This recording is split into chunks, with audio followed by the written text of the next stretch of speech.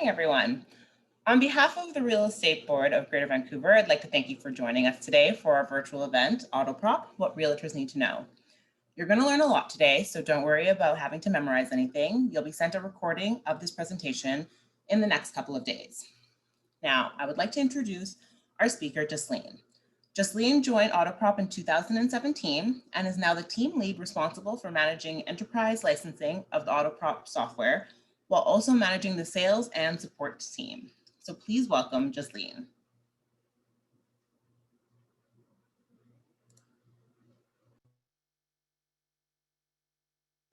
Oh, Jusleen, you're just on mute. Thanks, Denisha. Thanks so much for the introduction. Welcome, everyone. Thank you so much for joining today's session. Very much looking forward to hosting and giving you a tour of the platform. I'm sure many of you are already familiar with Autoprop. Bear with me here. I'm just going to make sure you can see my screen and we will get started.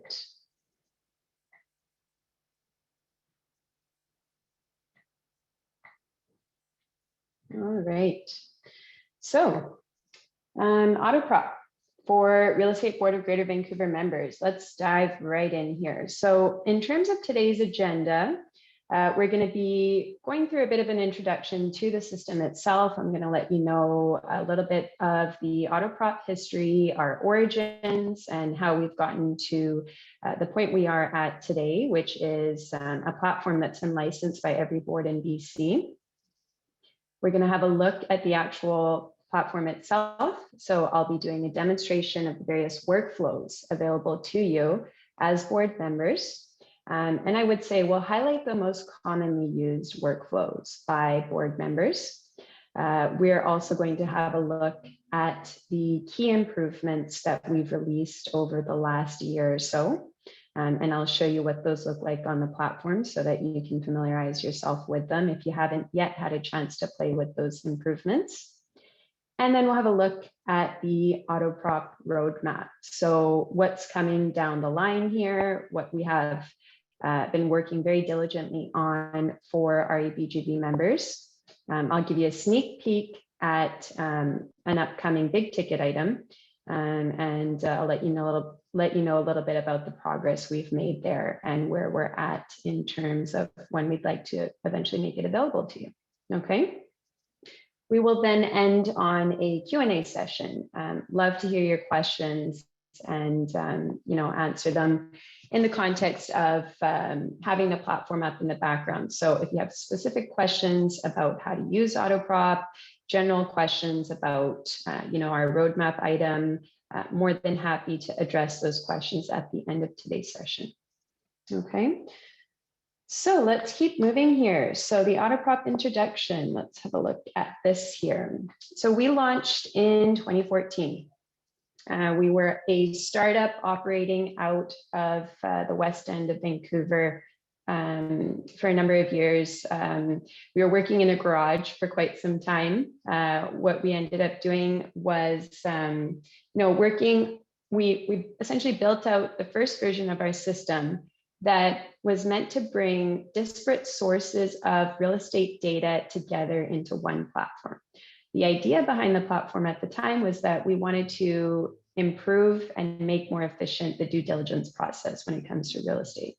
So whether it be, initially developers and commercial brokers or realtors, we were looking to build out a system that brought all of those pieces of information that are relevant for your work into one place. And we immediately saw users accomplish work in seconds that previously took them hours or even days, sometimes even weeks to accomplish once we launched this platform. So the version that you see today we call Dashboard, and that actually launched in 2017. So it was essentially V2 of Autoprop. And it was put together after about 3 years of realtor feedback. And what you might notice today is that we do have a very receptive team here in the sense that we respond to your requests quite quickly in many cases. We're always looking for feedback. We're always looking for feature requests, improvement requests. and we typically respond very quickly to them. So, that's one thing that really stands us apart from other technology platforms, is that we're very receptive to your voice, to your asks. We love to hear your thoughts. And, as you become more familiar with the platform, I would encourage you to reach out to us via our live chat if you have suggestions for improvement or requests for new features. Okay.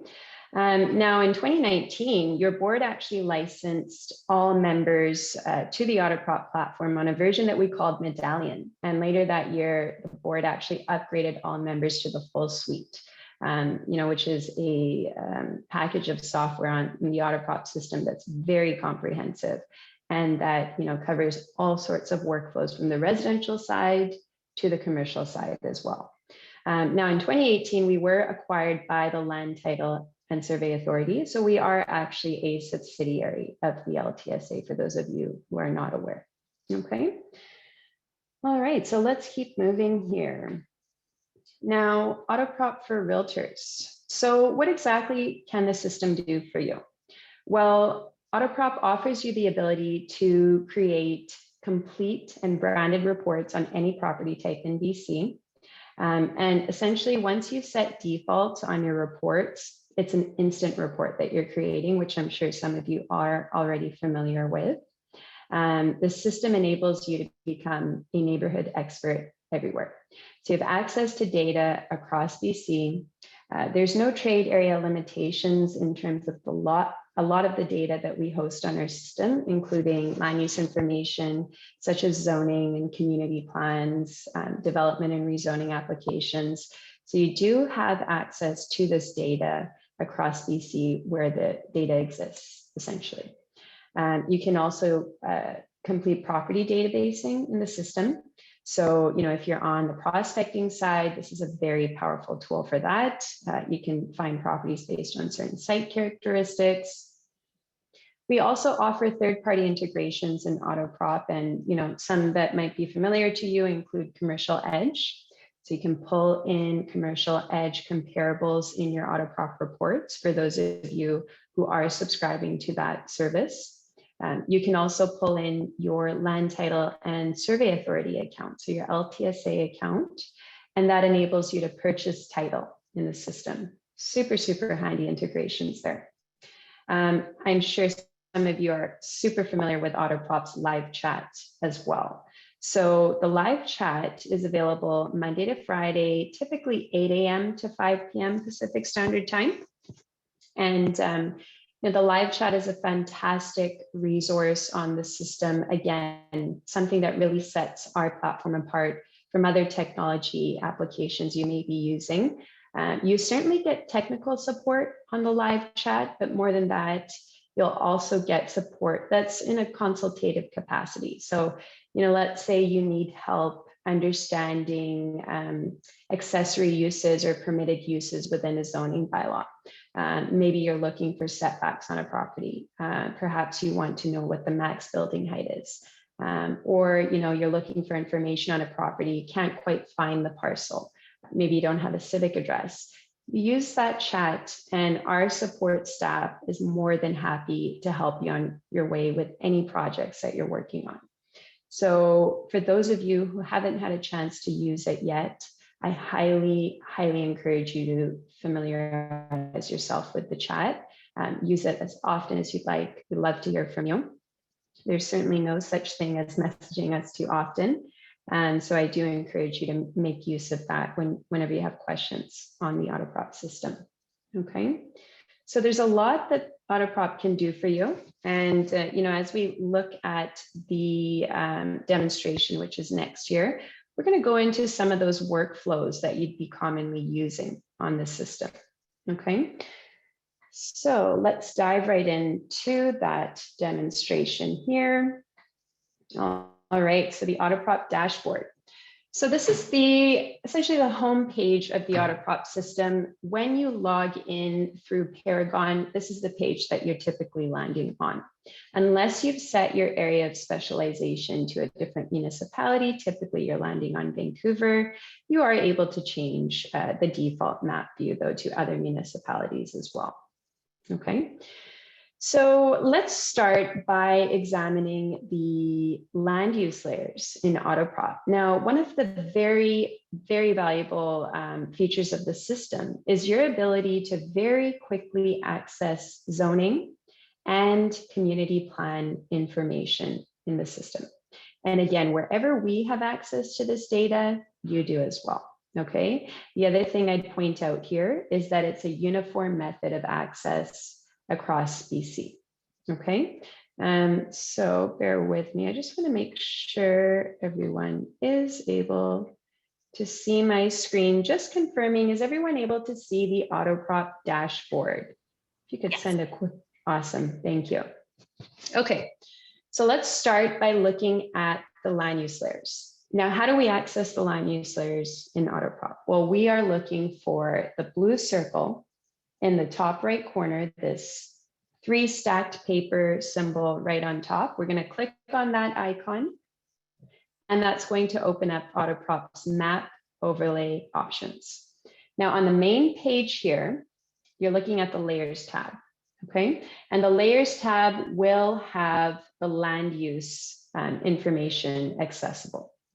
So we click on land use here, and this is where you can access zoning, OCPs or official community plans, local area plans, neighborhood concept plans, ALR, development permit areas, and floodplain data.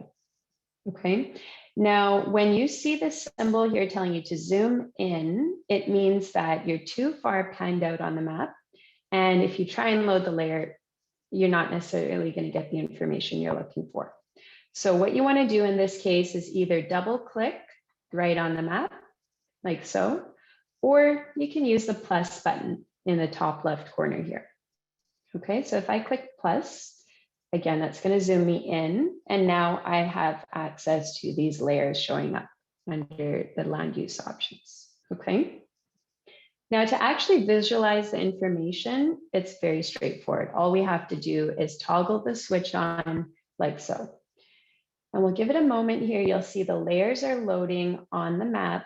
What's going to happen is we are going to see the polygons for each zone code in our current frame of reference, meaning we can visualize where each unique zone code exists in the map that we're looking at right now. So how do I identify the zone codes? Well, what I'm going to do here is I'm actually going to click directly on top, just like so. And I can see here, I'm looking at RS7. I have a description as well, which is super handy. It's obviously nearly impossible to remember the description for every zone code. So we add these descriptions so that you can quickly understand which zone code you're looking at. Beyond that, you can actually click on the hyperlink available on the zone code. And when you do that, it's going to open the zoning bylaw on the relevant page for that particular zone code. So you're not having to pour through a city website, a city web map to get the relevant information. We're linking you directly to the bylaw right in Autoprop. You're not having to pour through various PDFs. You get to the right page when you need it. So you're introducing a lot of efficiency and a lot of time saving into this research process when you're using Autoprop. Okay, so we can see the RS7 district schedule in this case, the zoning bylaw, intent, approval uses, and so on, right? So this is a massive time saver. You certainly want to familiarize yourself with the zoning layers and the community plan layers as well. Again, it's the same method of access wherever you're looking. So whether you're in Vancouver, Richmond, Burnaby, Squamish, you're accessing these layers in the exact same manner for the same information. Okay, so if I turn zoning off, I can have a quick look at the local area plans and the neighborhood concept plans as well. You'll notice there is this symbol here. It's an I that struck out. What that means is the data does not exist within your current frame of reference. So if we're looking at Vancouver as our example, we know the city doesn't use OCPs as the land use designation, rather they're using NCPs or neighborhood concept plans, okay? And so I can turn this layer on now, and I can see the polygons or the shape files for forgive me, NCPs showing up on the map here. Now I can click directly on top once more, and that's going to identify the fund for me. Okay, and you'll notice there are opaque lines designating the boundaries between NCPs in this case. In municipalities, you are going to get different colors and extras, okay? But again, keep in mind to identify, just click directly on top, and you will see the hyperlinks available there as well. That's going to take you to the NCP homepage on the City of Vancouver website in this case. And it looks like we have some questions coming in. Yeah, so there's a great question coming in from Rena. Is the system connected to each municipality for automatic updates? Should there be any changes? That's an excellent question. So the truth is, with the land use integrations in Autoprop, we're actually updating on a weekly basis.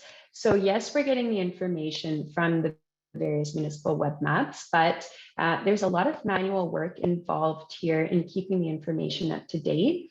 But we're more than up to the task. This is something that we've perfected over the last 6 years. So on a weekly basis, we're detecting those changes and we're updating them in our own system. Okay, so that's typically the timeline in terms of updates. Every week, which detecting changes between our system and the municipal web map. That's the source of the information. Okay, all right. So just to give you an idea of how these layers that aren't accessible work, if I were to zoom out here, I might see the ALR filter become available. And if I turn that on, I can see where the ALR land is within our current frame of reference. And we'll give this a moment to load. And then we will move the map layers out of the way just to see whereabouts it exists. So let's actually minimize this. There it is. Okay, so there's our ALR land in Vancouver. And then you also have floodplain data available here as well. If I turn that on, we'll give the layer a moment to load. And again, you'll see that information become available on the map. Okay, you can click to identify the source there. All right, so that's how we access land use information in Autoprop. Again, remember there's no trade area limitations to this information. So wherever Autoprop has pulled in zoning and land use information, you're able to access it. Could be outside of the REBGB trade area, be on the island, in the interior, up north, you will have access there. Okay. So let's keep moving here. Next up, we're going to have a look at the development and rezoning applications layer in Autoprop. So how do we access that? Well, if we're starting from scratch here, once more, we're going to that layers icon. And we're looking for the development tab. And again, that's on the main layers menu. Okay, so I'll click on development. I can see inactive applications. I can see active applications here. Once more, I'm going to move in on the map here, and I'm going to start with our actives. So what does an active application represent? Well, it's either a development or rezoning application currently under review with the city. Okay, so when I turn that layer on, I'm going to see these dark blue shapefiles populate on my map, representing an active application. I can click directly on top of the shapefile and have a look at that. I get a very decent description of what's happening here on this particular application. There's your status, and there's a hyperlink. So in many municipalities, you will be hyperlinked to further information on the application that you're looking at. If I click on this right now, this will open up the Shape Your City website in the case of the City of Vancouver, and I'll get more information, including renderings and everything else for the Oak Ridge Center development. Okay, so that's active applications in Autoprop. Keep in mind that whatever the city posts with regards to development and rezoning applications is what Autoprop is able to pull in. So that means if you're looking in a city that doesn't necessarily make a lot of information available on applications, then you'll have limited data in Autoprop as well. Okay, just keep that in mind as you're examining this layer in the system. Now, we also have an inactive layer in Autoprop, and there's a lot of curiosity as to what this represents. Well, an inactive layer is showing you applications that are no longer under review with the city, meaning they were either approved, they were denied, or they were rescinded by the applicant. So that's what an inactive application represents. Again, you're going to see this populate in light blue on the map. You can click directly on top for more information. And sometimes an inactive application may still have a page available on the city website. So you'll see a hyperlink available there. And in other cases, the information may not be available online anymore. Now, in the case of the city of Vancouver specifically, we have been archiving inactive applications from 2016. So, if there is no data on the city website, what you'll end up getting is a zip file that downloads to your desktop, and it will have all of the information that was submitted with the application within that file. Okay, so this one is still online. If it was no longer online, you'd see a zip file downloading with all of these files here. Okay, all right. So that's our development and rezoning applications layer. Again, wherever we have this data in BC, you have access to it. So you can navigate, of course, across the Lower Mainland. We have a pretty robust level of coverage in the Lower Mainland. But we do have coverage in other places as well, including Victoria and Kelowna. So, you're more than welcome to explore on the system and let us know if you have any questions on the live chat. In the live chat, again, bottom right corner, you open that up, send us a message, and you'll get a very quick response there. Okay. All right, so let's keep moving here. So I'm going to minimize the development and applications layer. I'm going to go back to my main menu. I just want to point out one more thing. We're not going to dive super deep into this side of it, but I do want to point it out to you. On the map overlay options menu, you have a comps tab. And the comps tab is going to allow you to visualize MLS listings on the map, as well as what's called broker listings, which is Autoprop's exclusive commercial marketplace. So all REBGB members have access to broker listings, and that coverage extends across BC. Okay, but again, those are exclusive commercial listings. More than welcome to explore this layer on your own time. If you have questions, you can certainly message us in the chat here. Okay. All right, so let's keep moving. Next up, we're going to have a look at the famous property reports on Autoprop. And I can tell you that, we conduct usage reports on a monthly basis here. Your fellow members, and I'm sure many of you are creating thousands and thousands of these reports on a monthly basis. So they're very popular. They're very powerful, and there's certainly options that you want to familiarize yourself with on the Autoprop system. Okay, so we're going to start by having a look at a summary sheet, and I'll go through the options of selecting a property to start with here. So you can type in a civic address to select a parcel. You can use the Autoprop PID search tool, which is available in the bottom left corner of your dashboard. If you don't have a civic address, just pop in the PID or multiple PIDs here, click search, and the system will detect and select them for you. Alternatively, you can right-click directly on top of a parcel like so. Now, if I left-click on this selected parcel, there's my two report options in Autoprop. Okay, and now let's start with the summary sheet.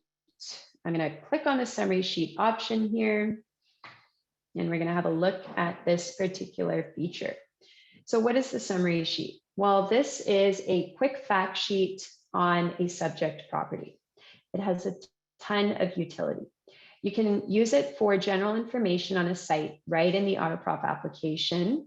You may be inspecting 10 to 15 sites in a day. The summary sheet is a fantastic way to quickly visualize multiple data points on any sites that you might be examining. Okay, You can also generate this as a marketing sheet. So you can generate a PDF here. It is branded, and I'll show you where to brand your reports in a moment here. But in terms of the generated report, the use cases there again are multifold. So you can use this in open houses. You can print out a stack on glossy paper, hand it out to potential buyers on their way out the door as a reminder of what they've seen. Because they're branded, they also act as a business card. Excuse me. As you'll have your contact information in the banner at the top. And again, we'll have a look at that in a moment. This is used for door knocking. This is used for mailers, and oftentimes realtors will print out a few for any listings they have. Just keep them on your person to give out to anyone who might have an interest. Okay, so what's included in this report? Well, let's start at the top here. So we have the civic address, PID. If you've integrated your LTSA account, you'll see the initials here. You have your legal description, zoning. So this is another place where you can find zoning on a property and instantaneously. Okay, so familiarize yourself with this sheet for that as well. This also contains a hyperlink. So if I were to email this PDF to my client or my colleague, they will be able to click on these hyperlinks for more information on the community plans and the zoning. Okay. Then we have a street view on this parcel, which can be adjusted if you're not satisfied with where Google has taken the shot. Excuse me. You have tax record information as well. Your built, lot size, bedroom, bathroom, dimensions here. Now, if the tax record doesn't have dimensions, Autoprop does have a measurement tool, which we'll come back to. We've added in elevations here, floor area. We've added in walk score and transit score. And then there's your taxes as well. Okay, so if we keep moving, we have the 2021 assessment versus the previous year. And you get a nice little calculation here indicating whether the property is appreciated or depreciated in value. So we can see the building value has in fact gone down, but the land value has gone up in this case for a total appreciation of about 5.5%. Okay, now you'll also get another appreciation calculation. And this is a very valuable statistic as well, because what this is going to show you is the last time this property transacted, plus 2 more transactions if they've occurred. So you get the last 3 sales on the parcel versus the current assessment price. And if it's on the market, then you'll see the current list price of the property. So for the homeowner that bought in 74, if they sell around the current assessed value, they're looking at a return of roughly 2,800%, which is obviously insane. But nonetheless, if you're marketing to a homeowner, that's a pretty wonderful statistic to share, right? You can give them concrete numbers in terms of what they can expect from their initial investment. If there's recent MLS history, you'll see that here. If there are development applications on a site, they will populate here. And then we have school catchment information. So there's your elementary, your secondary, Fraser Institute ratings and ranks, special programs. Okay, so this is a fantastic little fact sheet on your subject property. Again, familiarize yourself with this one because they're so easy to generate. And oftentimes they're giving you all of the information that you're typically looking for on a site. Okay. All right, so let's keep moving here. Sorry, I'm losing my voice a little bit today. Now, I do want to show you that, with some of the improvements we've made this year, we've actually given you the ability to edit the summary sheet. So if I click on this button, let's say the civic address isn't populating for a property, you can actually manually pop it in here. Let's say you're creating a report on several units in a condo complex. Maybe you can just put the name of the complex there instead of all of the unit numbers. So you have the option of editing the summary sheet here. This is particularly useful if you're looking at a rural property. Oftentimes the civic address won't show up. So you can always add in that information here. You can also delete and edit values from the tax record. So let's say, the tax record is out of date and we know there's been a reno in this house. There's now 2.5 bathrooms. You can add a 0.5 there. Let's say it's a commercial property. Bedroom and bathroom will always show up, but if it's a commercial property, they're going to be blank. So what you can do is you can just delete the values and they won't show up in your generated report. Okay, so you have lots of abilities here to further refine this report with that edit button. In this case, there's no recent MLS history, there's no development applications. You can always click on the trash can. Maybe your clients don't have school-age children, you're representing buyers. You can take up the school attachment integration as well.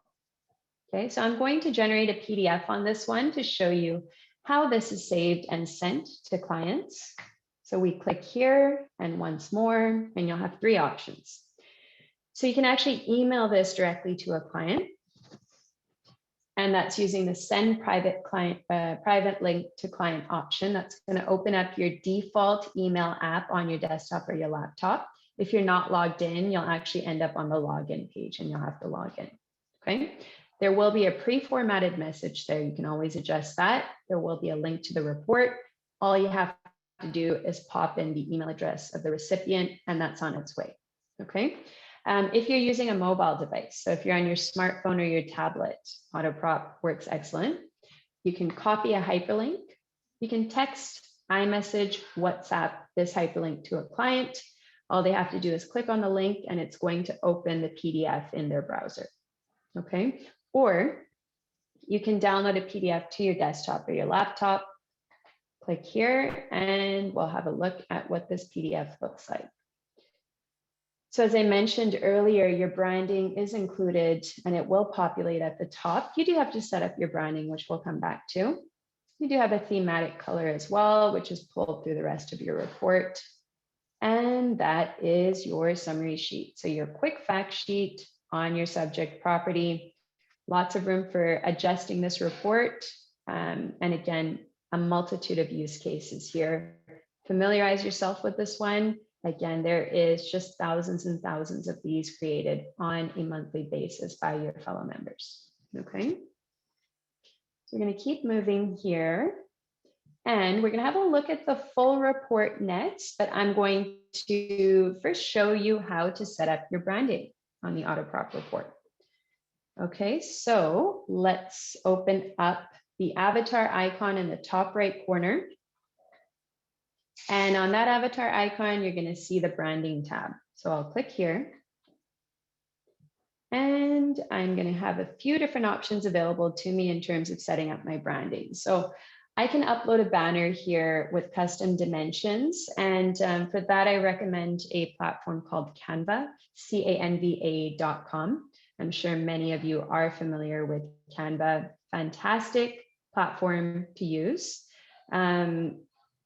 I believe there's a free version of it. There's a paid version as well. But Canva, excellent tool to use to set up your Autoprop banner. And the free version is enough to create a banner there. Okay. All right, so let's keep moving here. We also have a personalized information option. And if we click on this, you can actually manually type in your name, your office location, your company name, phone number, email address, website address. You can upload a headshot and you can upload a logo. Okay, keep in mind dimensions for the headshot and the logo are indicated here. If you need to resize and you're not able to, you can open up the chat, send us your images, and we'll actually resize them for you. Okay. All right. So let's keep moving here. So let's have a look at the color picker. So if I keep moving down, you can actually click on this color bar to pick your thematic color. In my case, I have an Autoprop blue, but you're more than welcome to pick a color that suits your branding material. Okay, so that's a branding page on Autoprop. So let's exit out of this page now and head back to the dashboard. You'll find the X in the top right corner here. Okay, we're gonna have a look at the full report next. I'm gonna click on that full report button and bear with me for a moment here. Give it a moment to load. And sometimes when we are on a screen share, this may slow down a little bit. So what I might need to do is just refresh my browser. Bear with me for just a moment here. Okay. And if there's a lot of individuals joining in today who are clicking on the full report button at the same time as me, sometimes that can slow us down as well, but let's see what we can do. All right, there we go. Okay, so again, this is a report that is extremely popular on the system for, again, its multitude of use cases. So, this is commonly used as a due diligence report in Autoprop itself. This is used as an enhanced CMA, most commonly, I would say. It's used as a listing presentation, a buyer tour. There's all sorts of use cases. It depends on your clients, depends on the information they're looking for. In terms of the feedback we've gotten from realtors who make ample use of this report, typically their clients are blown away by the level of detail they can put together on their behalf. And then, the fact that you can brand this is amazing as well. Okay. All right, so let's keep moving here. So the key to the full report is to set defaults. And how do we set defaults? Well, we're going to click on the adjust report contents here button. We're going to click on that. And this is where we can set the defaults on our data sources so that every time we click on the full report, this information is loaded automatically for us. Okay. So this is the key here. If it's the first time you're looking at the Autoprop full report, make sure you're setting your defaults because that means when you create future reports, all that information you're looking for is going to load automatically for you. Okay. So to set a default, what you would be doing is clicking on the box to the left and the star to the right. And so do that for all of the data sources contained within. And you can always make adjustments to these data sources after you've had a look at the full report itself and what's contained in that full report. Okay. So I've set my defaults here. I like to put a pretty basic search in my default for Paragon comps. So I'll just do a 1 kilometer radius active sold in 30 days back. And the reason I set a basic default here is because if I am doing a CMA, I know that I'm going to adjust this section based on my subject property. So set some basic defaults, save it by clicking on the star, make sure that your star is yellow, and then update. And those changes will be made to your report. Okay, so a few tips and tricks here. You can quickly navigate using the Go To button. You can add notes, you can add PDFs and images, and you can edit the cover page as well. And let's go through this report and have a look at what's contained here. So we have the aerial view, we have the street view, and you can move this around. So we have had realtors during the pandemic hosting their clients via remote sessions, opening up Autoprop on a screen share and exploring different properties on Autoprop as well. Okay, so we'll keep moving down here. You do have the ability to replace this image as well if Google hasn't taken a recent shot of a property. Open data and easements. So this is municipal open data we've integrated. And if we keep moving, you'll see what's contained there, zoning information and so on. Tax record, pretty self-explanatory. Here's my residential comps. So I've obviously pulled in a ton of results because I didn't really fine tune the search. So what you can do here is click adjust. You can add in quite a bit of additional criteria to really fine tune your results. In the last couple of months, we've given you the ability to add in listings by MLS number. And just recently, in fact, last week, we launched filter by zone code. So you can reference the zone code of your subject property just at the top here, RS5. And then you can go to the comparables integration, click adjust. You can actually type in RS5 here. And you can search for listings by zone code. So that's a recent integration. I would encourage everyone to familiarize yourself with that criteria option. It's a fantastic resource to really fine tune your comparables results. Okay. The residential property history detail just below is going to give you the record of activity for your subject. So when it's been on the market, you can decide what statuses you'd like to see. If you'd like to see all, you can certainly see the listing pages for all. Okay. Just a few more notes on the comparables integration. There's a list price average. There is a sold price average. You can delete comps and those averages will be recalculated immediately. You can also download the listing pages of each of these comps. Okay, super easy to do. If we keep moving here, we have more open data. So there's the Vancouver property inquiry, a couple of years worth of assessment values here. Looks like we're going back to 2017. It's a great little record of assessments. And if we keep moving, let's see what else is contained. There's our outstanding property taxes. There is our GIS integration. So in this case, I've pulled in lot dimensions. There's our subject. And I've pulled in infrastructure as well. And you will get legends for both of those snapshots. We have nearby schools. So there's your nearby elementary. There's your subject property. The catchment is indicated in gold.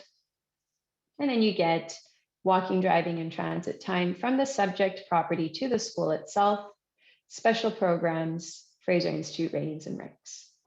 Same for secondary. Walk score, transit score, and bike score. And lastly, we have the LTSA integration here. So for those of you who have integrated your LTSA enterprise account, if we click adjust, you have the ability to easily purchase title in Autoprop as well. Okay. If you need any assistance setting up your LTSA enterprise account, we certainly have some fantastic guides available under the Help Center. You can always message us in the chat as well. So let's generate a quick PDF here. I want to show you how we save this report. Again, we have the same options as with the summary sheet. You can email to a client. You can download the PDF to your desktop. You can save a hyperlink. All right, so let's pull up the PDF option, and I'll just show you what the cover page looks like. Keep in mind, you can change your thematic color to white if you don't want to use a lot of ink in your reports, but there's your cover page. If you're sending it via email, it's great. If you're printing out a lot of these, it's probably a good idea to change the thematic color to white or a lighter color. Okay. All right, so let's keep moving here. That's going to do it for the live demonstration of the platform itself. Again, I'll bring your attention to the live chat, bottom right corner, available Monday to Friday, 8 a.m. to 5 p.m. Pacific Standard Time. Just a small note for today, we have a lot of staff on vacation this week. So we are running on a very slim team on the chat today and for the rest of the week. So you may find that your responses are a little bit slower than usual on the chat, okay? All right, so let's open up our PowerPoint again. Bear with me for just a moment. I do want to bring your attention to the key improvements before we have a look at the roadmap item that we're introducing hopefully later this year. So again, we chatted about adding listings by ML number. That's now an option in your comparables integration in Autoprop. You can also filter by zone code. You have the ability to edit the summary sheet. That's a recent improvement. We've added in a measurement tool in Autoprop. I won't get into the details of that one just because of time here, but if you'd like to know how to use it, certainly message us on the chat. We have some massive improvements in our delete tool. Lot size is now available everywhere via the Parcel Map BC integration. And you can also zoom in quite a bit further on the map now and see a better and higher resolution detail on aerial images of subject properties that you might be looking at. So that's also a pretty significant improvement this year. Okay. All right, so Autoprop roadmap. So what's on the menu for Autoprop in terms of our next big item? Well, we're actually working on a CMA based on your feedback over the last couple of years. And so this is going to be included through your board membership once we launch this, okay? And the idea here is we're addressing a lot of, the shortcomings of some of the CMA technology out there today. Again, based on your feedback, we posted quite a few focus groups and user interviews with REBGB members to come to the place we are at today with this design. And so I will now show you what the prototype looks like. Okay, so like I said, this is a very big project. I don't have a hard timeline as to when we're going to be launching this. Just know that it will be available to REBGB members once it's online. Our developers are very hard at work. And without further ado, I'm going to show you what the wireframes look like. So keep in mind, these are design prototypes. There's limited functionality here in terms of the interaction. The idea is that it's going to show you how it will work once it's online. Okay, so you'll have the CMA option pop up in your selected parcels. If I click on that, this is where your search for comps comes up. So you're going to have your subject property indicated on the left. Tax record data will automatically fill here. And then if you need to make any adjustments, you can do that. But just keep in mind, this will be filled from the tax record, or if there's an active listing, it will be filled from the active listing. We've included the zoning information here as well. And then here's your search for comparables. So you can enter in, how many comps you'd like to see in terms of the various statuses. You can add in the specific area or sub area. Alternatively, you can use a radius search around your subject. You can choose for zoning, property class, and type.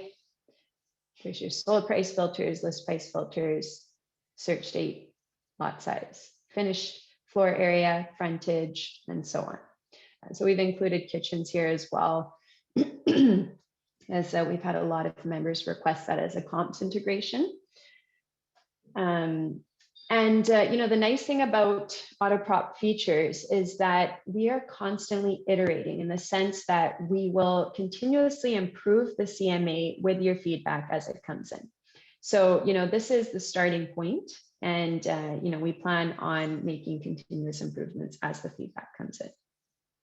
You can also add in listing numbers manually here if you want to, if you've already identified comps and you want to pull those in right away. So we click on Get Listings once we've entered in our criteria. And then what we're going to get is a map view of those comps. If we click on the pins, we'll see a nice little a bubble pop up with more information. If we click on the detail, we will get the listing page on this, which is fantastic. Okay, and then you'll have the interactive photos here as well, so you can take a closer look at these photos. Below, we'll have the ability to view the listings in a table format. We can exclude or include them in our pricing strategy. We can add in additional listings. We can customize the columns that we're displaying in the presentation that we send to our clients. If we keep moving down, there's our price guide, and there will be a suggested list price range based on the comps you are including. Okay. You can also remove this if you don't want it to be a part of your CMA, and if you want to, come up with your own analysis and suggestion for a list price or list price range. You can populate the subject property pricing here. And then again, you can go to more information on your subject property. If you'd like to add in strategy for pricing, super easy to do via a note option here. So, if you're pricing for time, a quick sale, versus, other strategies, you can certainly incorporate them into this report. We click on Save and Preview. We'll head over to the preview page here. So our first page is going to be information on our subject. We have the tax record or the listing page data populating here. Second page is the map, again, with the listings and the ability to click on those listings for more information. Okay. If we go to the list view, we're getting that table with the averages calculated on the bottom and whatever columns you've elected to display. Then we have a comparable view here. There's your subject. There's the comparables you've chosen to include. And if we scroll down, You can see the realtor notes on these as well. And if you'd like, you can also add in your analysis as to why you've included each one of these comps as an option in the CMA. Okay. There's your pricing strategy. If you choose to include it in your CMA, again, you can always hide it here. And there's your pricing factors as well. Now, keep in mind, the CMA is not available today. I'm already seeing some questions coming in on the Autoprop chat for this, but the CMA is not available today. This is a feature that is in design today and something that we're hoping to release by the end of the year. Okay, there is CMA capabilities on Autoprop, of course, with the Paragon comparables integration. You have an attachments tab here, and then you have a bio as well. Okay, you can share the CMA, you can set up branding on the CMA, but if I click on share, send a private link to a client, open the interactive web version, copy the web link, download the PDF, copy the PDF link. Okay, so that's our big ticket roadmap item, the CMA. Very much looking forward to bringing this online. And of course, you will certainly be notified when it's available. Not available today. Again, we're hoping for a launch this year. Okay, so let's come back to our presentation here. We are at the Q&A portion, so I would love to hear your thoughts on what we've covered today. If you have any questions, now is the time, and I'm more than happy to kind of go through what's come up as we've gone along here. And what we might need to do is actually open up the dashboard again, because I'm sure many of the questions will relate directly to the platform. So let's start at the top and let's have a look.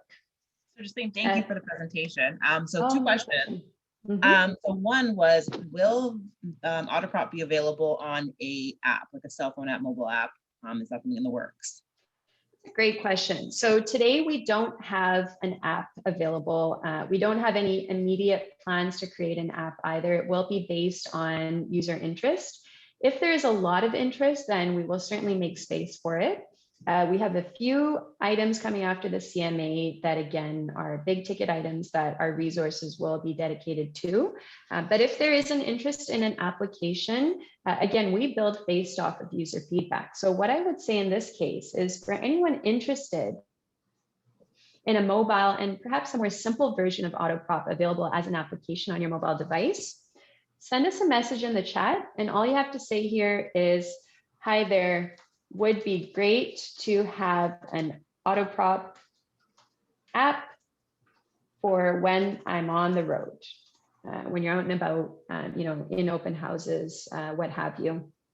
Send us that message, and what we'll do is we actually already have an internal post for this particular request, and we've linked user accounts to the request. So anyone who has an interest in this will be linked to that internal post. And when we get to the stage where we're making a decision on this, what we'll end up doing is reaching out to those of you who do have an interest. And if you're interested, we would have user interviews and focus groups to see what you're looking for in that app. That's great. Okay. Awesome. So just a reminder to everyone that's on, this is being recorded and you will be sent it, but we do have a couple questions of people asking about the branding. If you can show them again where it is and Sure. How to resize the photo that you had mentioned. Awesome. Yeah. So branding is available in the gear/avatar icon, top right corner of your Autoprop page. Any page that you're on, you'll have access to it. There's the branding tab. And when I click on that, I'm able to access the branding page here. What I will do is, bear with me, I'm going to send the URL for this in the chat as well, so that you can actually click on it and you can open up the page automatically. Okay, so there it is in the chat. I've sent that over. In terms of resizing, so if you have any sort of graphic design technology that you're using for quick marketing materials, you can resize there. But if you're unable to do this, Canva is a fantastic tool for resizing. Otherwise, you can open up the Autoprop chat here. and you can send us your photo. We'll resize it for you. Again, I want to remind everyone, we typically get about 40 to 60 requests in a day. We're working with a very slim team this week. So you might find, because of how many individuals are attending today, the response is a bit slower than usual. I just want to put that out there because, typically it's less than a minute. Today, you're probably not going to get less than a minute if quite a few of you are messaging on the chat. Okay. Okay, and so another question was, does the layers feature show anything about peat moss land? I did see that question. So no, we do not have peat moss land in Autoprop. I think it's a particular interest in the city of Vancouver. The city of Vancouver actually no longer maintains that peat moss map online. As a result, we can't really guarantee the integrity of that layer. So we haven't integrated it into Autoprop. If you do reach out to us, though, what we'll try and do is find the link for you because it is floating around on quite a few realtor websites. So we can certainly get you the link for that old peat moss address. Okay, or sorry, map, I should say, not address. Okay, and then how far back do the inactive applications, are they available to see? How far back? It's a really good question. So that all depends on the municipality. If you go to a place like Surrey, you're going to see inactive applications all the way back from the 90s. They might be tree cutting permits in a neighborhood. They might be a subdivision. It just depends on the city. There's a lot of cities that will keep applications online. There's more cities that won't, that will remove them. In the case of Vancouver, you do have a lot of applications that are removed from the city website. Autoprop came into existence in 2014. We have the ability to archive from 2016. So we've been archiving inactive applications in City of Vancouver specifically since 2016. Anything that was made available prior to that, but then removed prior to that, we won't have a record for in that City of Vancouver. Okay. And so Michael's asking a really good question with where we're at in the world right now. Could the appreciation calculation account for inflation in the future? It's a really good question. We don't really have any sort of AI integrations here or, more sophisticated calculations being done on appreciation with regards to that specific request. Now, does that mean we won't be able to do it? No, I mean, it's certainly something that we could look at. But I think it would probably take some time to kind of figure out exactly what that would look like. So I wouldn't rule it out, but I would say if there is an interest in seeing an appreciation calculation based on inflation, again, do message in the live chat. I think we'd have to look at that one pretty deeply to see, what source we'd be using and what kind of trends we'd be using to come up with such a statistic. Okay. And Amanda is asking, is this platform available to the public?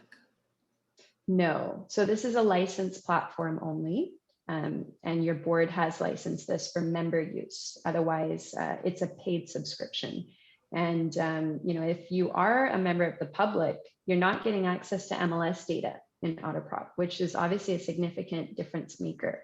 That data remains in your hands as a member of the board, who has a right to access the MLS. But that being said, we don't really have any public users that are not real estate professionals on the platform. Right. So we have another question. Initially, any district of West Vancouver information was limited. Has this changed? That's a good question. So let's actually have a look at West Vancouver. I'm just going to navigate over there right now. I know the city web map websites, they were not great. Let's have a look at development applications as our first example. I'm going to turn these on. Okay, so you get a decent amount of information with regards to development application descriptions in West Vancouver. That's good. Now, if I go over to the property reports, which is probably what the individual in question was looking for, let's see what we have under open data in West Vancouver. So we have GIS snapshots. That's great. Quite a few options there. Okay, so sanitary, water, legal, and then under the property information, we'll get a little property report from the city of West Vancouver. So let's let this information load for a moment, and then we'll know exactly what exists here.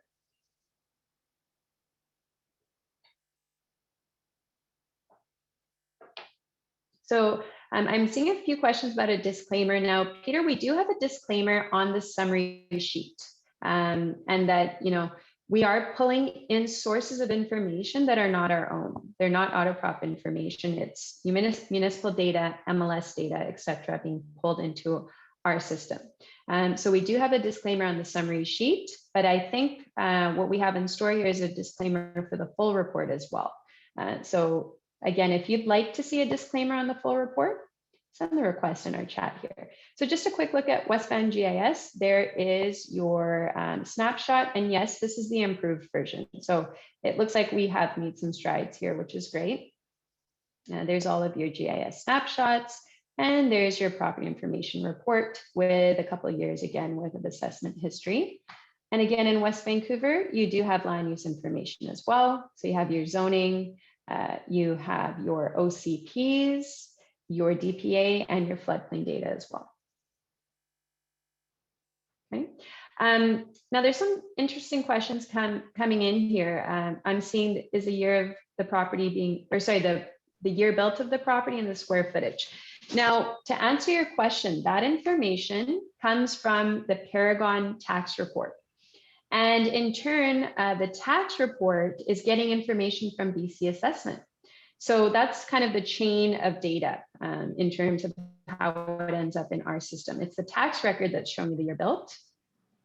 And the square footage of the lot size, that actually comes from Parcel Map BC, which is consolidated parcel fabric for the province, and it's another service of the LTSA as well. The floor area comes from the tax record, again, the Paragon tax record. Okay. And Denisha, did you have any other specific questions you wanted to mention?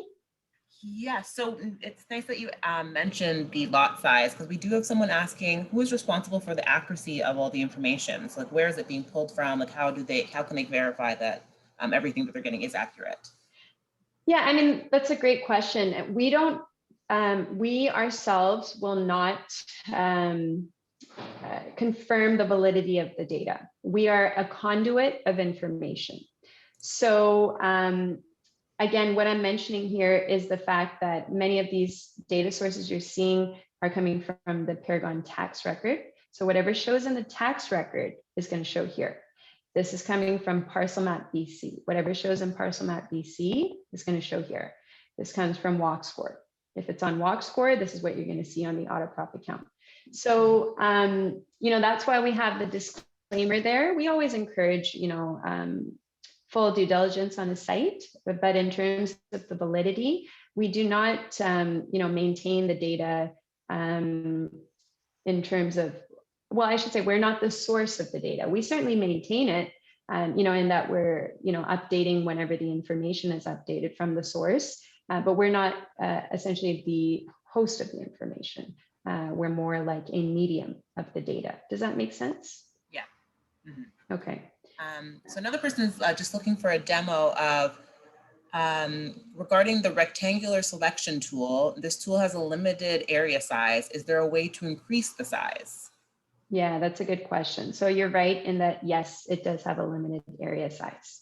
And what you're going to notice is as you're making a selection, it'll go from blue to red. And so that's your limit right there in terms of how many properties you can select at the same time. So if I release, all of the parcels under that selection will be picked up. We won't be expanding the capability there in terms of the size. What you can do is just pick up the rectangle tool again and move on to your next selection, just like so. Okay, so we will not be expanding the selection capability of the rectangle or the polygon. You just have to use it, at its max, and then just repeat the use of the tool until you're satisfied with your selection. Okay. I saw a question come in about the measurement tool. I'm going to show you what that looks like now. So what I like to do here is zoom in very closely to my parcel. Don't worry about the satellite information not being available. The parcel fabric will still be accurate. Here's the measurement tool. So what we can do here is click on this tool, and you can click from point to point, just like so. And keep in mind, there's certainly an element of human error here because you're making the selection yourself. And there are your dimensions. So your frontage and your depth. You'll see those populate on Autoprop. You can always zoom out. You can take a screenshot of the dimensions. Alternatively, if you open up the summary sheet and the dimensions are not included, you can click edit and you can pop them in here. Okay. Great. All right. Another good question. Let's see, I just lost it. How can we look for active properties for sale in a specific area and a specific zone? So that just to like go over it again, showing them how to find it. Yeah, for sure. So if we're looking for active listings in a specific area, I'm just going to zoom in out on my map a bit here. And let's say I want to navigate over to North Vancouver, maybe Lynn Valley. Okay, I can do that. And then what I can do here is I can click on my layers tab, top right corner. I'm looking for comps just here. And I'm going to zoom in once here because it is required. I'll turn this tab on. I'm just going to choose active in this case. I'm not going to add in any other parameters. I just want to see any properties on the market in the current frame of reference on my map. And we can see the layers are loading. So there's your actives. So that is how we access Paragon listings on our map view through this integration under comps. You can click on these pins for more data. You can also zoom in on the parcel and select it to create reports. Another good question from Simon is there any neighborhood boundary map I can print out from Autoprop, since he usually goes down to City Hall to get the map? Neighborhood boundaries, well, not quite. When you say neighborhood, are you speaking of, say, if we're looking at Vancouver, the NCP? Is that what you'd be looking at isolating on the map? He doesn't specify, but let's say that that's what's happening. Okay, so today your only option is to turn on the full layer. So in the case of an NCP, for example, I would turn on the layer and I see what I'm looking at right now, which doesn't necessarily clearly show me the boundaries. I can switch my map over to a high contrast. I can see the boundaries a little bit better. The other option you have is sub areas on REBGB. And then you can turn this layer on, it will show you the sub areas on the map. And you can print screen. So that's your option today. Now, what I would mention is I do have a ticket in for an item called a land use isolation tool. So just how you use zone search to isolate specific zones on the map. And I'll show you what that looks like right now. I'm going to Vancouver here. C2, give it a nice bright color. So right now I'm looking at the areas in Vancouver zone C2. I can take a screenshot of this and this can be, my neighborhood map. We're looking at a tool where instead of choosing the zone, what you would do is, you select your municipality and say, well, I want the Canby Corridor Phase 3 local area plans, or I want Hastings Sunrise, or I want the Shaughnessy neighborhood. And then the shape files that represent those NCPs and local area plans will be the only ones that show on the map. And then you can print screen and, essentially it's a neighborhood map that you're looking at there. So if anyone has an interest in seeing that in Autoprop, a land use plan isolation tool, again, message in the chat here, let us know that you're interested and we'll link you to the internal document because I believe that's something we could probably get online this summer. Okay. That's exciting. And then from Patrick, we have a question. Can you cover some features meant for stratified properties? Yeah, so you can create the summary sheet and the full report for stratified parcels as well. It's exact same functionality there. If you're interested in prospecting stratified condo buildings, for example, you can start by typing in one of the unit numbers, the address of it right at the top. Or if you're just looking at an area where a condo complex is, you can right click directly on top. What you're going to find is the multiple PID tool. Now, this is telling us that there's actually 85 PIDs at this site that I've clicked on. They could either be a tied parcel or a stratified parcel. In this case, it's pretty obvious it's stratified, right? So what I can do here is add all selected. So all of the units within this building are now checked off for me. If you bring your attention to the lower left corner here, we have the properties table. And if I click on this table, I now have access to every unit in that building. I can click on load data and I can pick up information from the tax record and pick up municipal data. And you can pick up a few years worth of assessments as well. So let's say I want the sales history. I want floor area if it exists from the tax record, bedroom, bathroom, assessments, and then why not actual use as well, update. And all of that information is going to load for me. Now for commercial properties, I've just realized we're looking at a commercial stratified building, so we're not getting floor area, bed, bath, which is pretty standard. But you can see everything else that's contained within this, send it over to Excel, and there's your prospecting list, right? So lots of capabilities for stratified parcels. Again, same report functionality and easy prospecting as well. You may specialize in a handful of stratified buildings in a particular neighborhood. You can keep up to date with sales there and up to date with your flyers as well with this. Great. Another really good question from Diana, for those that work a lot in South Vancouver and in Richmond, is there a layer option for the flight path? No, that's an interesting one. So today, no, we don't have a layer option for the flight path. But again, if you are using a particular source for this information, what it actually asks you to do is send us a message, send the source over to us, and we'll see if it's possible for us to integrate that, because I can certainly see how that would be valuable for Richmond and South Vancouver homes. Love to dig into that a little bit deeper and see what's possible there. Okay. A question from Navs is, does development include new home applications as well?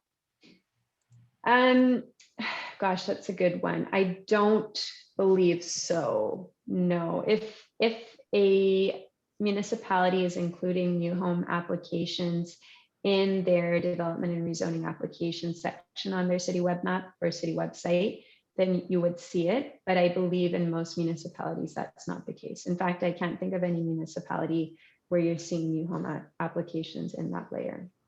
Okay. Yeah. It might be available in Cosmos in Surrey, just because I feel like they have everything on there. But as far as I'm aware, no, on that one. Yeah. Okay. And then Eddie's asking a really practical question that ties back to the exclusive commercial listings. To get the most out of Autoprop, is it best to integrate with Commercial Edge and RealNet?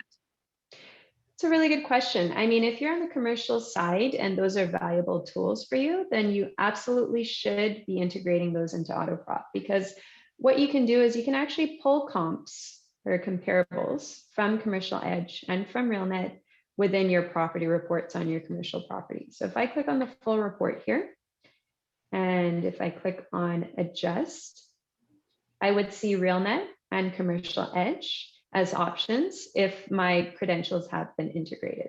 So if you are using those sources, absolutely, you should integrate them.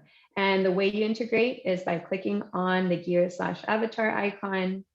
There's the integrations page, and there's your options to submit your credentials.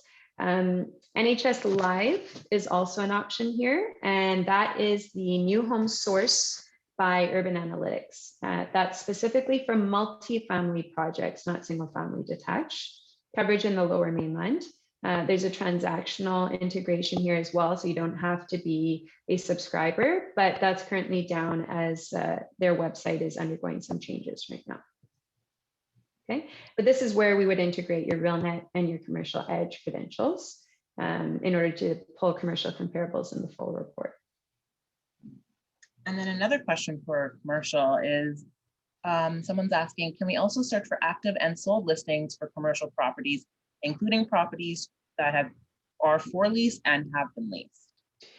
It's a good question. So we have actives in the exclusive listings integration on Autoprop. So yes, you can pull for properties that are active for sale and for lease. We're not actively pulling in properties that have transacted here, though you will often see that some of the active for sale properties have a sold description in front of them. And a lot of commercial brokers are doing that for marketing purposes. They'll keep the listing online just to have visibility on it, though it's already transacted. Okay, so what we would do here is we click for sale, for lease, select our brokers. Keep in mind Paragon Commercial is an option here as well. If you don't want to see MLS listings, you can always click on the little X. I will choose all of my property types as well. And you can add in additional filters here. I recommend you keep your search as open as possible to see the results first.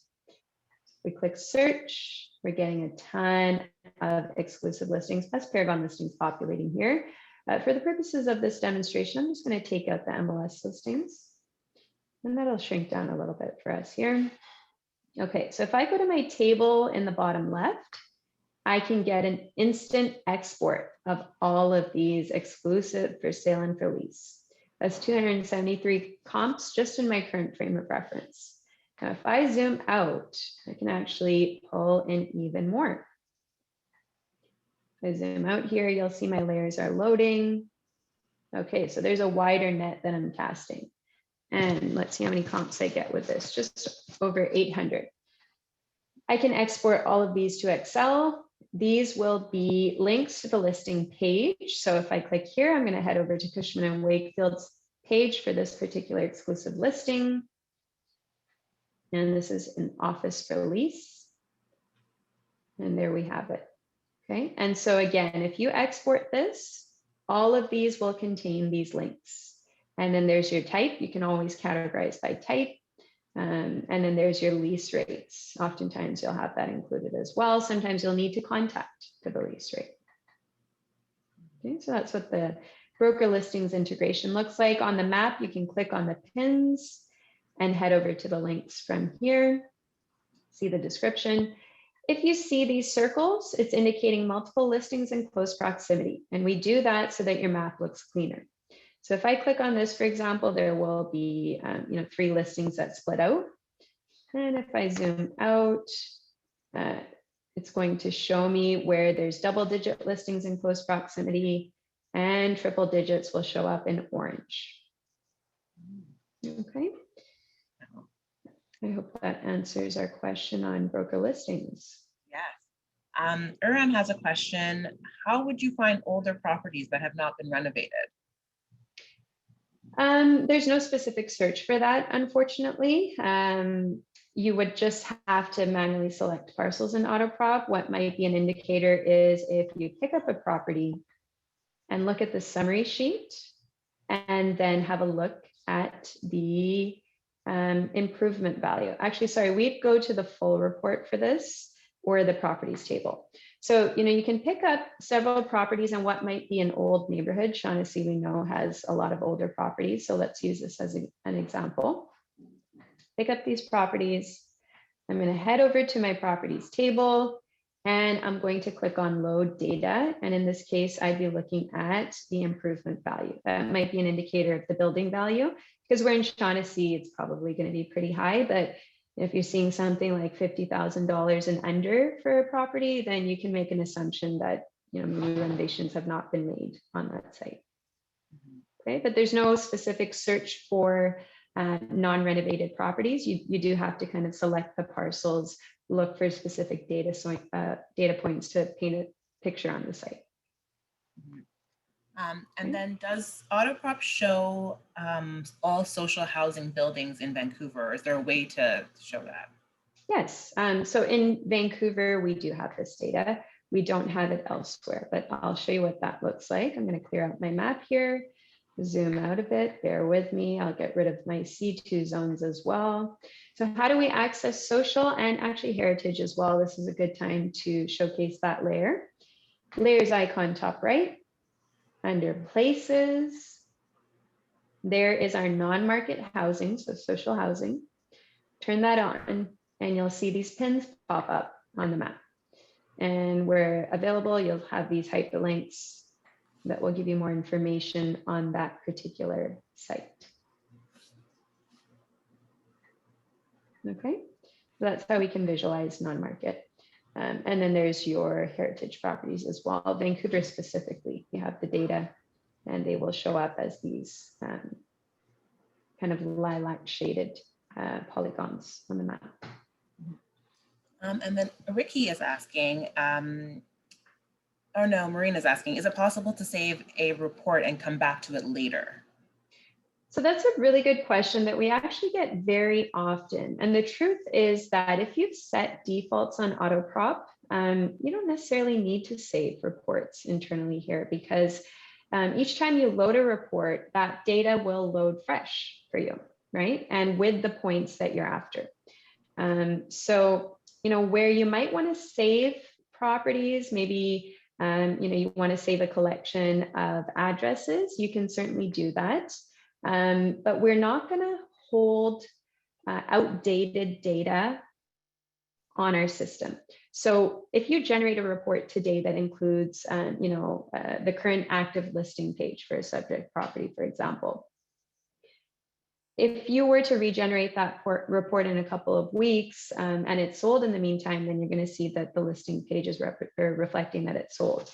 If we were to allow you to save the report, it kind of opens up the door to, I would argue, some liability there in the sense that, well, you're pulling up a report that's showing that the listing is still active, though it's actually transacted.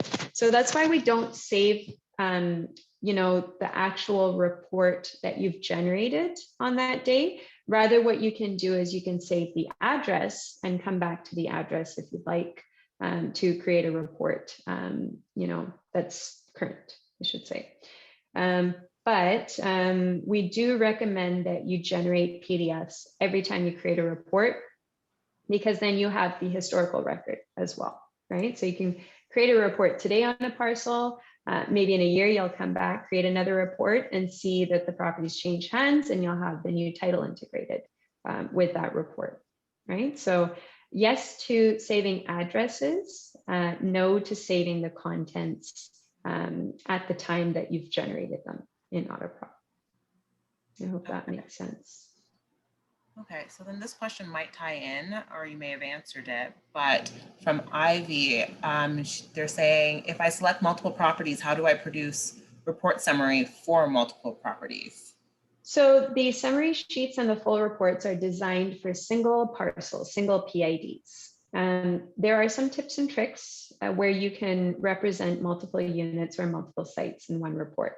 And one of the things that you can do is, for example, on the summary sheet, you can click edit, and you can add in the name of the complex as opposed to the civic address.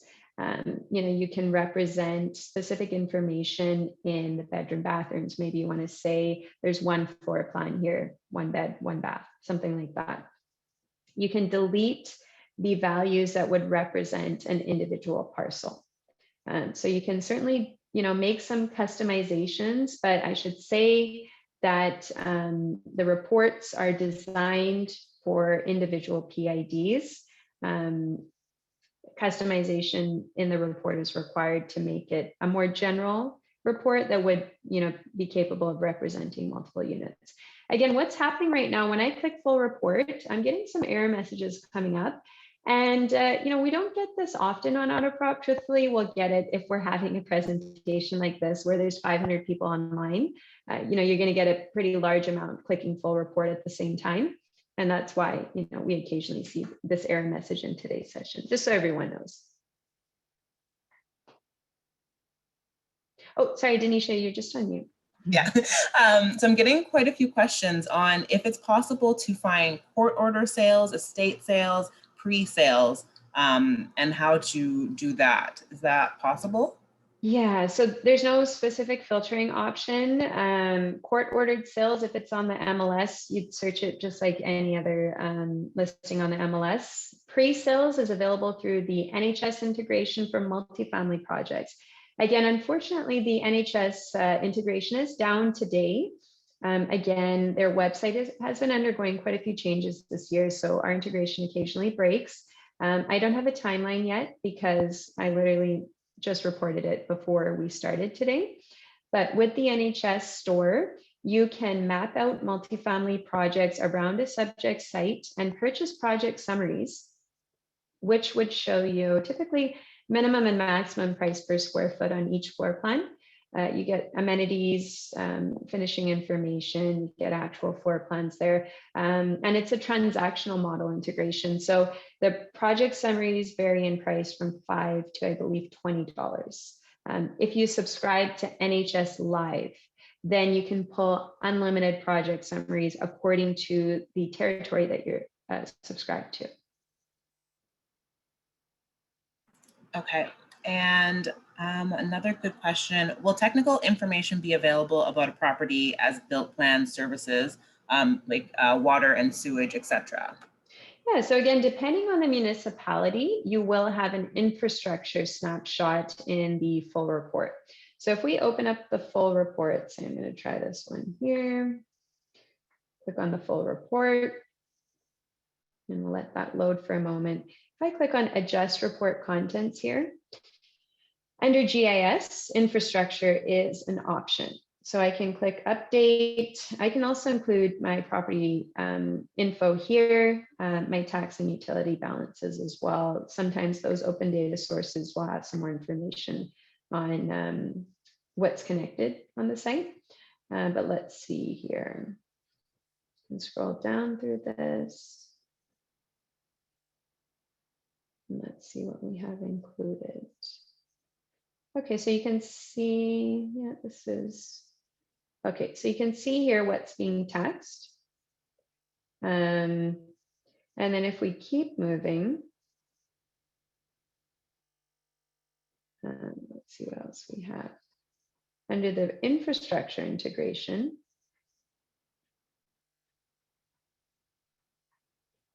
you can see, you know, according to the legend, what's connected to our subject site or what's near our subject site.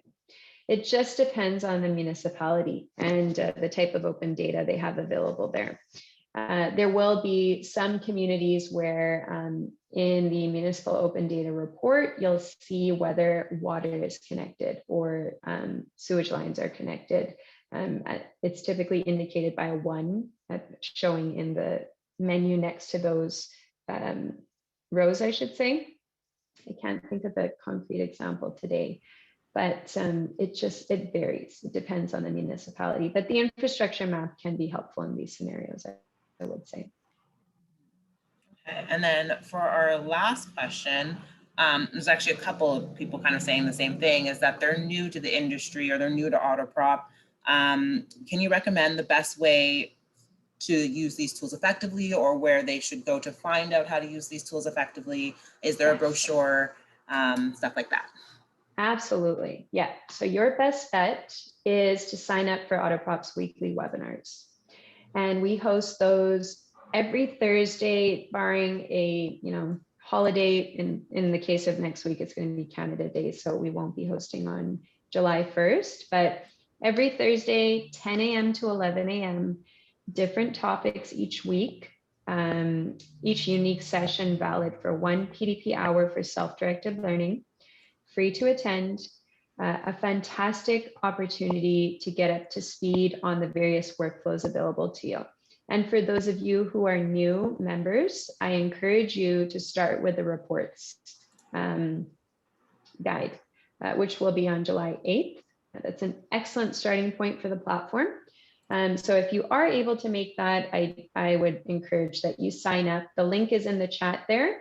If you're on Autoprop, you're going to find a live training button in the top right corner on any page that you're on.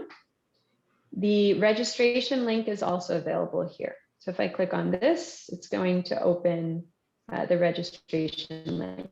And for the days that you're interested in what you need to do, click on the date, click on the time, click confirm, submit your information here. I do encourage you to add in your phone number as well, so you get a text message, because we have a lot of members who do forget on occasion that they've registered for a session.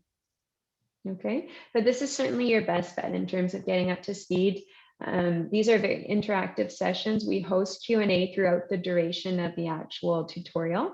So we don't hold it till the end. We do it while we're going through each workflow. So typically I would say you tend to retain the information a little bit better if your answer is addressed right while we're covering whichever topic has warranted the question. Whereas in a scenario like today, where we have a large group, it's impossible to keep up with the questions, right? I would say roughly we have about 20 to 30 on average each week attending. So it's a good sized group, lots of engagement, lots of chatter, and an excellent opportunity to learn about Autoprop.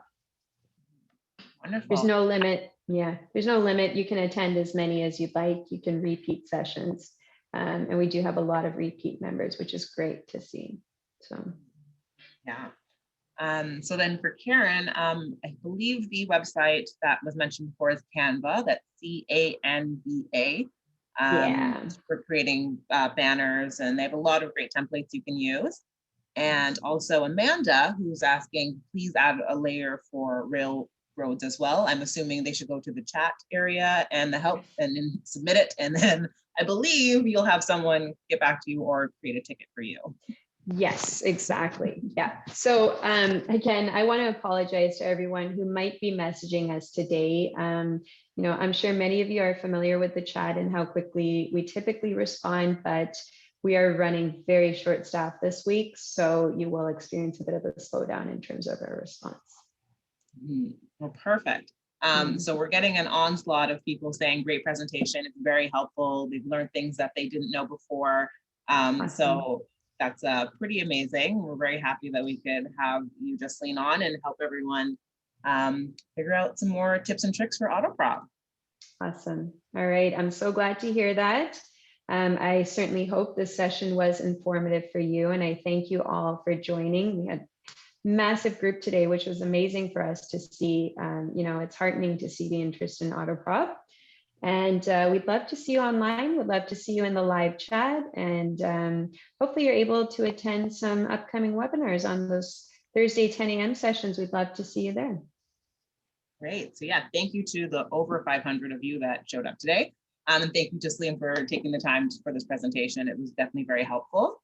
And then just to let you guys know that tomorrow is today is your last chance to sign up for tomorrow's Errors and Emissions event. On July 7th, we have Transportation 2040, Vancouver's long-range vision for curbside spaces. And on July 29th, we have a market update with our new economist, shifting migration and purchasing trends. So thank you again, everyone, for joining us today, and get out and enjoy the sunshine, hopefully. Bye. Take care, everyone. See you all online soon. Any other questions that weren't answered, definitely message on the chat. We'll get to you. Thanks. Just don't all message at once.